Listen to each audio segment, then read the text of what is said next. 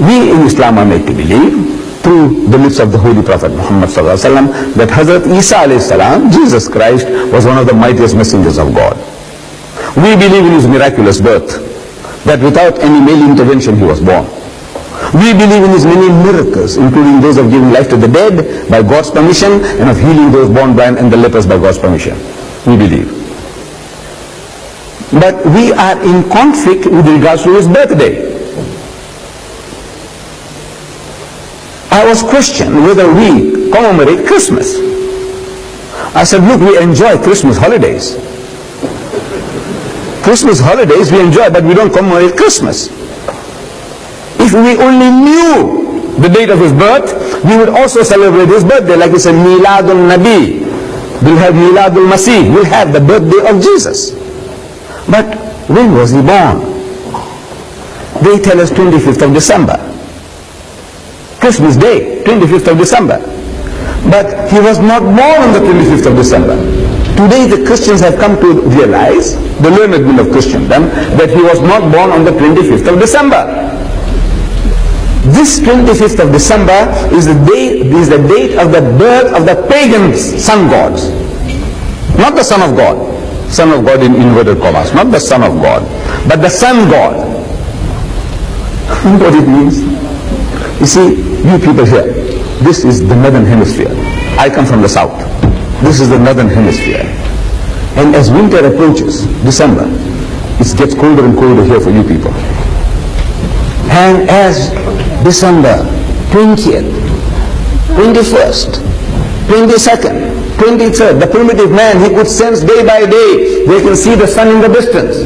Far away, it's going east to west, further and further away, and it's getting colder and colder. So they personify that the devil is eating up the sun. They start beating drums and start offering prayers that the sun may not be swallowed up, because if it gets swallowed up, it will be finished for good. 24th of December, the equinox.